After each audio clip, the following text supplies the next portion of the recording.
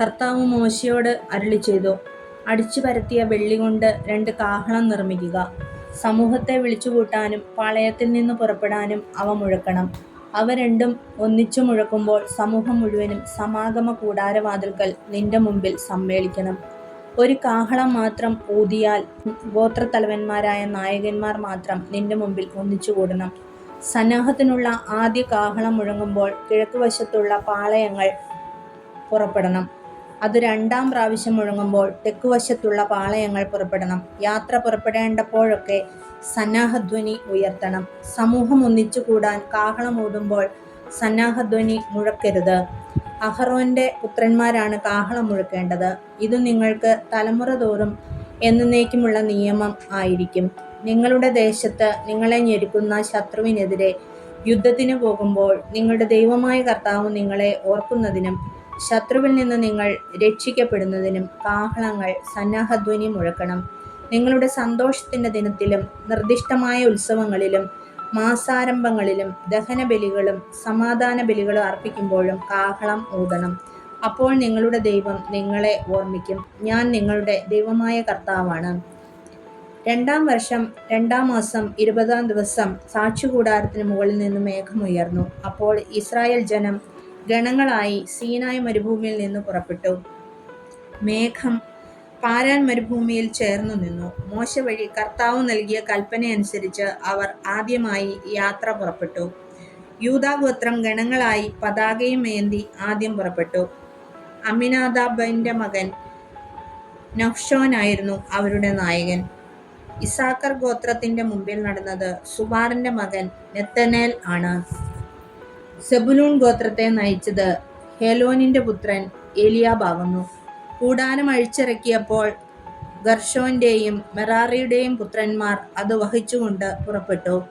അനന്തരം റൂബൻ ഗോത്രം ഗണങ്ങളായി പതാകയേന്തി പുറപ്പെട്ടു. ഏലിസൂർ അവരുടെ മുമ്പിൽ നടന്നു. ശിമയോൻ ഗോത്രത്തിന്റെ മുമ്പിൽ നടന്നത് ശെലൂമിയേലാണ്. ഗാദ് ഗോത്രത്തെ നയിച്ചത് റെഊവേലിന്റെ മകൻ എലിയാസാഫാസത്രേ. അതിനുശേഷം വിശുദ്ധ വസ്തുക്കൾ വഹിച്ചുകൊണ്ട് കോഹാത്തിന്റെ പുത്രന്മാർ പുറപ്പെട്ടു. അവർ എത്തുന്നതിനു മുമ്പ് സാക്ഷ്യകൂടാരം സ്ഥാപിക്കപ്പെട്ടു. തുടർന്ന് എഫ്രായിം ഗോത്രം ഗണങ്ങളായി പതാകയേന്തി പുറപ്പെട്ടു. അവരുടെ നായകൻ അമ്മിഹൂദിന്റെ മകൻ എലിശാമ ആയിരുന്നു. മനാസെ ഗോത്രത്തിന്റെ മുമ്പിൽ നടന്നത് പെദാസൂറിന്റെ മകൻ ഗമാലിയേലാണ്. ബെഞ്ചമിൻ ഗോത്രത്തെ നയിച്ചത് ഗിദെയോനിയുടെ മകൻ അബിദാൻ. ദാൻ ഗോത്രം അണികളായി പതാകയേന്തി എല്ലാ സംഘങ്ങളുടെയും പിൻനിരയായി പുറപ്പെട്ടു. അമ്മിഷദ്ദായിയുടെ മകൻ അഹിയേസർ അവരുടെ മുമ്പിൽ നടന്നു. ആശേർ ഗോത്രത്തിന്റെ മുമ്പിൽ നടന്നത് ഒക്രാന്റെ മകൻ പഗിയേലാണ്. നഫ്താലി ഗോത്രത്തെ നയിച്ചത് ഏനാന്റെ മകൻ അഹിറ. അണികളായി യാത്ര പുറപ്പെട്ടപ്പോൾ ഇസ്രായേൽ ഈ ക്രമത്തിലാണ് നീങ്ങിയിരുന്നത്. തന്റെ അമ്മായിയപ്പനായ മിദ്യാൻകാരൻ റെഊവേലിന്റെ മകൻ ഹോബാബിനോട് മോശെ പറഞ്ഞു, കർത്താവ് ഞങ്ങൾക്ക് നൽകുമെന്ന് അരുളിച്ചെയ്ത സ്ഥലത്തേക്ക് ഞങ്ങൾ പുറപ്പെടുകയാണ്. ഞങ്ങളുടെ കൂടെ വരിക, നിനക്ക് നന്മയുണ്ടാകും. കാരണം കർത്താവ് ഇസ്രായേലിനു നന്മ വാഗ്ദാനം ചെയ്തിട്ടുണ്ട്. അവൻ പറഞ്ഞു, ഞാൻ വരുന്നില്ല. എൻ്റെ ദേശത്തേക്കും ബന്ധുക്കളുടെ അടുത്തേക്കും ഞാൻ മടങ്ങിപ്പോകുന്നു. അപ്പോൾ മോശെ പറഞ്ഞു, ഞങ്ങളെ വിട്ടുപോകരുതെന്ന് ഞാൻ അപേക്ഷിക്കുന്നു. കാരണം മരുഭൂമിയിൽ പാളയമടിക്കേണ്ടത് എങ്ങനെയെന്ന് നിനക്കറിയാം. നീ ഞങ്ങൾക്ക് മാർഗദർശിയായിരിക്കും. നീ ഞങ്ങളോടുകൂടെ വരികയാണെങ്കിൽ കർത്താവ് ഞങ്ങൾക്ക് നൽകുന്ന സമൃദ്ധിയിൽ നിനക്ക് പങ്കു ലഭിക്കും. അവർ കർത്താവിന്റെ പർവ്വതത്തിൽ നിന്ന് പുറപ്പെട്ടു 3 ദിവസം യാത്ര ചെയ്തു. അവർക്ക് ഒരു വിശ്രമസ്ഥലം ആരാഞ്ഞുകൊണ്ട് കർത്താവിന്റെ വാഗ്ദാന പേടകം അവരുടെ മുമ്പിൽ പോയിരുന്നു. അവർ പാളയത്തിൽ നിന്ന് പുറപ്പെട്ടു യാത്ര ചെയ്തപ്പോഴെല്ലാം കർത്താവിന്റെ മേഘം പകൽ സമയം അവർക്ക് മീതെ ഉണ്ടായിരുന്നു. പേടകം പുറപ്പെട്ടപ്പോഴെല്ലാം മോശെ പ്രാർത്ഥിച്ചു, കർത്താവേ, ഉണരുക. അങ്ങയുടെ ശത്രുക്കൾ ചിതറിപ്പോകട്ടെ. അങ്ങയെ ദ്വേഷിക്കുന്നവർ പലായനം ചെയ്യട്ടെ. പേടകം നിശ്ചലമായപ്പോൾ അവൻ പ്രാർത്ഥിച്ചു, കർത്താവേ, അവിടുന്ന് ഇസ്രായേലിന്റെ 10,000ങ്ങളിലേക്ക് തിരിച്ചു വന്നാലും. 11-ാം അധ്യായം. കർത്താവിന് അനിഷ്ടമാകത്തക്ക വിധം ജനം പിറുപിറുത്തു. അത് കേട്ടപ്പോൾ കർത്താവിന്റെ കോപം ജ്വലിച്ചു. അവിടുത്തെ അഗ്നി അവരുടെ ഇടയിൽ പടർന്നു കത്തി. അത് പാളയത്തിന്റെ ചില ഭാഗങ്ങൾ ദഹിപ്പിച്ചു കളഞ്ഞു. ജനം മോശെയോട് നിലവിളിച്ചു. അവൻ കർത്താവിനോട് പ്രാർത്ഥിച്ചു. അഗ്നി ശമിക്കുകയും ചെയ്തു. കർത്താവിന്റെ കോപാഗ്നി അവരുടെ ഇടയിൽ ജ്വലിച്ചതിനാൽ ആ സ്ഥലത്തിന് തബേര എന്നു പേരായി. ഇസ്രായേല്യരുടെ ഇടയിൽ ഉണ്ടായിരുന്ന അന്യവർഗക്കാർ ദുരാഗ്രഹങ്ങൾക്ക് അടിമകളായി. ഇസ്രായേല്യരും സങ്കടം പറച്ചിൽ തുടർന്നു. ആരാണ് ഞങ്ങൾക്ക് ഭക്ഷിക്കാൻ മാംസം തരിക? ഈജിപ്തിൽ വെറുതെ കിട്ടിയിരുന്ന മത്സ്യം, വെള്ളരിക്ക, മത്തങ്ങ, സവോള, ചെമന്നുള്ളി, വെള്ളുള്ളി ഇവയൊക്കെ ഞങ്ങൾ ഓർക്കുന്നു. ഇവിടെ ഞങ്ങളുടെ പ്രാണൻ പോകുന്നു. ഈ മന്നായല്ലാതെ മറ്റൊന്നും കാണാനില്ല. മന്നായ്ക്ക് കൊത്തമ്പാലരിയുടെ ആകൃതിയും ഗുൽഗുലുവിന്റെ നിറവുമായിരുന്നു. ജനം ചുറ്റി നടന്ന് അത് ശേഖരിച്ച് തിരിക്കല്ലിലോ ഉരലിലോ ഇട്ട് പൊടിച്ച് കലത്തിൽ വേവിച്ച് അപ്പമുണ്ടാക്കി പോന്നു. എണ്ണ ചേർത്ത് ചുട്ട അപ്പത്തിൻ്റേതുപോലെയായിരുന്നു അതിൻ്റെ രുചി. രാത്രി പാളയത്തിനുമേൽ മഞ്ഞ് പെയ്യുമ്പോൾ മന്നായും പൊഴിയും. ഇസ്രായേൽ കുടുംബങ്ങൾ ഓരോന്നും സ്വന്തം കൂടാരവാതിൽക്കൽ ഇരുന്ന് വിലപിക്കുന്നത് മോശ കേട്ടു. കർത്താവിന്റെ കോപം ആളിക്കത്തി. മോശയ്ക്ക് നീരസം ജനിച്ചു. മോശ കർത്താവിനോട് പറഞ്ഞു, അങ്ങയുടെ ദാസനോട് ഇത്ര കഠിനമായി വർത്തിക്കുന്നത് എന്തുകൊണ്ട്? അങ്ങ് എന്നോട് കൃപ കാട്ടാത്തത് എന്തുകൊണ്ട്? ഈ ജനത്തിന്റെ ഭാരമെല്ലാം എന്തേ എൻ്റെ മേൽ ചുമത്തിയിരിക്കുന്നു? ഞാനാണോ ഈ ജനത്തെ ഗർഭം ധരിച്ചത്? അവരുടെ പിതാക്കന്മാർക്ക് അവിടുന്ന് വാഗ്ദാനം ചെയ്ത ദേശത്തേക്ക് മുല കുടിക്കുന്ന കുഞ്ഞിനെ ധാത്രി എന്ന പോലെ മാറിൽ വഹിച്ചുകൊണ്ടു പോകുക എന്ന് എന്നോട് പറയുവാൻ ഞാനാണോ അവരെ പ്രസവിച്ചത്? ഈ ജനത്തിനെല്ലാം നൽകാൻ എവിടെ നിന്ന് മാംസം കിട്ടും? ഞങ്ങൾക്ക് ഭക്ഷിക്കാൻ മാംസം തരിക എന്ന് പറഞ്ഞ് അവർ കരയുന്നു. ഈ ജനത്തെ മുഴുവൻ താങ്ങാൻ ഞാൻ ശക്തനല്ല. അത് എൻ്റെ കഴിവിനതീതമാണ്. ഇപ്രകാരമാണ് അവിടുന്ന് എന്നോട് വർത്തിക്കുന്നതെങ്കിൽ കൃപ തോന്നി എന്നെ ഉടനെ കൊന്നുകളയണം.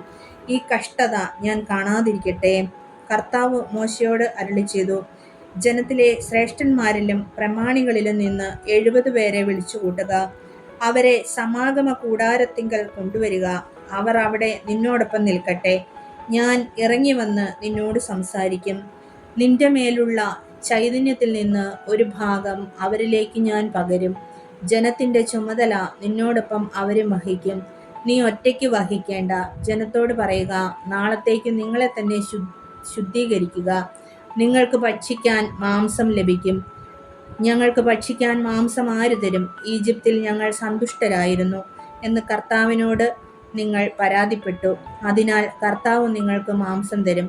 നിങ്ങൾ ഭക്ഷിക്കുകയും ചെയ്യും. 1, 2, 5, 10, 20 ദിവസത്തേക്കല്ല നിങ്ങൾ അത് തിന്നുക. നിങ്ങളുടെ മൂക്കിലൂടെ പുറത്തു വന്ന് ഓക്കാനം വരുന്നതുവരെ 1 മാസത്തേക്ക് നിങ്ങൾ അത് ഭക്ഷിക്കും. എന്തുകൊണ്ടെന്നാൽ നിങ്ങളുടെ ഇടയിൽ വസിക്കുന്ന കർത്താവിനെ നിങ്ങൾ ഉപേക്ഷിക്കുകയും ഈജിപ്തിൽ നിന്ന് പോന്നത് ബുദ്ധിമോശമോ ആയിപ്പോയി എന്ന് വിലപിക്കുകയും ചെയ്തു. മോശ കർത്താവിനോട് പറഞ്ഞു, എന്നോടൊത്ത് 6 ലക്ഷം യോദ്ധാക്കൾ തന്നെയുണ്ട്. എന്നിട്ടും അങ്ങ് പറയുന്നു 1 മാസത്തേക്ക് അവർക്ക് ഭക്ഷിക്കാൻ മാംസം നൽകാമെന്ന്. ആടുകളെയും കാളകളെയും അവർക്ക് മതിയാവോളം അറക്കുമോ? അവർക്ക് തൃപ്തിയാവോളം കടലിലെ മത്സ്യത്തെ ഒരുമിച്ച് കൂട്ടുമോ? കർത്താവ് മോശയോട് അരുളിച്ചെയ്തു, എൻ്റെ കൈക്ക് നീളം കുറഞ്ഞുപോയോ? എൻ്റെ വാക്കു നിറവേറുമോ ഇല്ലയോ എന്നു നീ കാണും. മോശ പുറത്തു ചെന്നു കർത്താവിൻ്റെ വാക്കുകൾ ജനത്തെ അറിയിച്ചു. അവരുടെ നേതാക്കളിൽ നിന്ന് 70 പേരെ ഒരുമിച്ച് കൂട്ടി കൂടാരത്തിന് ചുറ്റും നിർത്തി. കർത്താവ് മേഘത്തിൽ ഇറങ്ങി വന്ന് അവനോട് സംസാരിച്ചു. അവിടുന്ന് മോശയുടെ മേലുണ്ടായിരുന്ന ചൈതന്യത്തിൽ ഒരു ഭാഗം 70 നേതാക്കന്മാരുടെ മേൽ പകർന്നു. അപ്പോൾ അവർ പ്രവചിച്ചു. പിന്നീട് അവർ പ്രവചിച്ചിട്ടില്ല. എൽദാദ്, മെദാദ് എന്നീ 2 പേർ പാളയത്തിനുള്ളിൽ തന്നെ കഴിഞ്ഞു. അവർക്കും ചൈതന്യം ലഭിച്ചു. അവർ പട്ടികയിൽ ഉൾപ്പെട്ടിരുന്നെങ്കിലും കൂടാരത്തിന് സമീപത്തേക്ക് പോയിരുന്നില്ല. അവർ പാളയത്തിനുള്ളിൽ വെച്ച് തന്നെ പ്രവചിച്ചു. എൽദാദും മെദാദും പാളയത്തിൽ വെച്ച് പ്രവചിക്കുന്നു എന്ന് ഒരു യുവാവ് ഓടിച്ചെന്ന് മോശയോട് പറഞ്ഞു. ഇത് കേട്ട് നൂനിന്റെ മകനും മോശയുടെ തിരഞ്ഞെടുക്കപ്പെട്ട ശുശ്രൂഷകരിൽ ഒരുവനുമായ ജോഷുവ പറഞ്ഞു, പ്രഭോ, അവരെ വിലക്കുക. മോശ ജോഷുവയോട് പറഞ്ഞു, എന്നെ പ്രതി നീ അസൂയപ്പെടുന്നുവോ? കർത്താവിന്റെ ജനം മുഴുവൻ പ്രവാചകന്മാരാവുകയും അവിടുന്ന് തൻ്റെ ആത്മാവിനെ അവർക്ക് നൽകുകയും ചെയ്തിരുന്നെങ്കിൽ എന്ന് ഞാൻ ആശിക്കുന്നു. മോശയും ഇസ്രായേലിലെ നേതാക്കന്മാരും പാളയത്തിലേക്ക് മടങ്ങി. പെട്ടെന്ന് കർത്താവ് ഒരു കാറ്റയച്ചു. ആ കാറ്റ് കടലിൽ നിന്ന് കാടപ്പക്ഷികളെ കൊണ്ടുവന്നു. 1 ദിവസത്തെ യാത്രയുടെ ദൂരം വ്യാസാർത്ഥത്തിൽ കൂടാരത്തിനു ചുറ്റും 2 മുഴം ഘനത്തിൽ മൂടിക്കിടക്കത്തക്കവിധം അത് വീണു. ജനം അന്നു പകലും രാത്രിയും പിറ്റേന്നും കാടപ്പക്ഷികളെ ശേഖരിച്ചു. ഏറ്റവും കുറച്ചു ശേഖരിച്ചവന് പോലും 10 ഹോമർ കിട്ടി. അവർ അത് പാളയത്തിനു ചുറ്റും ഉണങ്ങാനിട്ടു. എന്നാൽ ഇറച്ചി ഭക്ഷിച്ചുകൊണ്ടിരിക്കെ തന്നെ കർത്താവിന്റെ കോപം ജനത്തിനെതിരെ ആളിക്കത്തി. ഒരു മഹാമാരി അയച്ച് അവിടുന്ന് അവരെ ശിക്ഷിച്ചു. അത്യാഗ്രഹികളെ സംസ്കരിച്ചതുകൊണ്ട് ആ സ്ഥലത്തിന് കിബ്രോത്ത് ഹത്താവ എന്നു പേരിട്ടു. കിബ്രോത്ത് ഹത്താവയിൽ നിന്ന് ജനം ഹസേറോത്തിൽ ചെന്ന് താമസിച്ചു. 13-ാം അധ്യായം. കർത്താവ് മോശയോട് അരുളിച്ചെയ്തു, ഞാൻ ഇസ്രായേലിനു നൽകുന്ന കാനാൻ ദേശം ഒറ്റുനോക്കാൻ ഓരോ ഗോത്രത്തിലും നിന്ന് ഓരോ നേതാവിനെ അയക്കുക. കർത്താവിന്റെ കൽപ്പനയനുസരിച്ച് പാരാൻ മരുഭൂമിയിൽ നിന്ന് മോശ അവരെ അയച്ചു. അവർ ഇസ്രായേലിലെ തലവന്മാരായിരുന്നു. അയച്ചത് ഇവരെയാണ്: റൂബൻ ഗോത്രത്തിൽ നിന്ന് സക്കൂറിന്റെ മകൻ ഷമ്മുവ, ശിമയോൻ ഗോത്രത്തിൽ നിന്ന് ഹോറിയുടെ മകൻ ഷാഫാത്ത്, യൂദാ ഗോത്രത്തിൽ നിന്ന് യെഫുന്നയുടെ മകൻ കാലെബ്, ഇസാക്കർ ഗോത്രത്തിൽ നിന്ന് ജോസഫിന്റെ മകൻ ഈഗാൽ, എഫ്രായിം ഗോത്രത്തിൽ നിന്ന് നൂനിന്റെ മകൻ ഹൊശയ, ബെഞ്ചമിൻ ഗോത്രത്തിൽ നിന്ന് റാഹുവിന്റെ മകൻ പൽതി, സെബുലൂൺ ഗോത്രത്തിൽ നിന്ന് സോദിയുടെ മകൻ ഗദ്ദിയേൽ, ജോസഫിന്റെ മനാസയുടെ ഗോത്രത്തിൽ നിന്ന് സൂസിയുടെ മകൻ ഗദ്ദി, ദാൻ ഗോത്രത്തിൽ നിന്ന് ഗമല്ലിയുടെ മകൻ അമ്മിയേൽ, ആശേർ ഗോത്രത്തിൽ നിന്ന് മിഖായേലിന്റെ മകൻ സെത്തൂർ, നഫ്താലി ഗോത്രത്തിൽ നിന്ന് ബോഫെസിയുടെ മകൻ നഹ്ബി, ഗാദ് ഗോത്രത്തിൽ നിന്ന് മാക്കിയുടെ മകൻ ഗവുവേൽ. ദേശം ഒറ്റുനോക്കാൻ മോശ അയച്ചവരാണ് ഇവർ. നൂനിന്റെ മകൻ ഹോശേയയ്ക്ക് മോശ ജോഷുവ എന്ന പേര് കൊടുത്തു.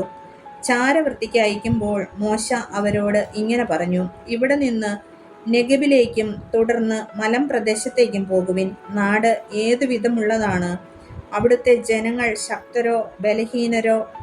അവർ എണ്ണത്തിൽ കുറവോ കൂടുതലോ? അവർ വസിക്കുന്ന സ്ഥലം നല്ലതോ ചീത്തയോ? അവർ വസിക്കുന്ന നഗരങ്ങൾ വെറും കൂടാരങ്ങളോ മതിൽ കെട്ടി ഉറപ്പിച്ചതോ? ഭൂമി ഫലപുഷ്ടിയുള്ളതോ അല്ലാത്തതോ? വൃക്ഷസമ്പത്തുള്ളതോ ഇല്ലാത്തതോ എന്ന് പരിശോധിക്കണം. ധൈര്യം അവലംബിക്കുവിൻ. ആ ദേശത്തു നിന്ന് കുറച്ച് ഫലങ്ങളും കൊണ്ടുവരണം. മുന്തിരി പഴുത്തു തുടങ്ങുന്ന കാലമായിരുന്നു അത്. അവർ പോയി സിൻ മരുഭൂമി മുതൽ ഹമാത്തിന്റെ കവാടത്തിനടുത്ത് റഹോബ് വരെയുള്ള പ്രദേശം രഹസ്യമായി നിരീക്ഷിച്ചു. അവർ നെഗബു കടന്നു ഹെബ്രോണിലെത്തി. അവിടെ അനാക്കിന്റെ പിന്തുടർച്ചക്കാരായ അഹിമാൻ, ശേഷായി, തൽമായി എന്നിവർ വസിച്ചിരുന്നു.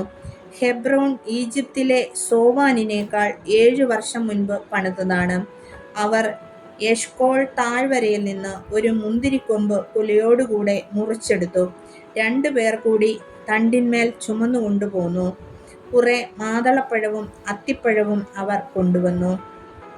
ഇസ്രായേൽക്കാർ മുന്തിരിക്കുല മുറിച്ചെടുത്തത് നിമിത്തം ആ സ്ഥലത്തിന് എഷ്കോൾ താഴ്വര എന്ന പേര് കിട്ടി.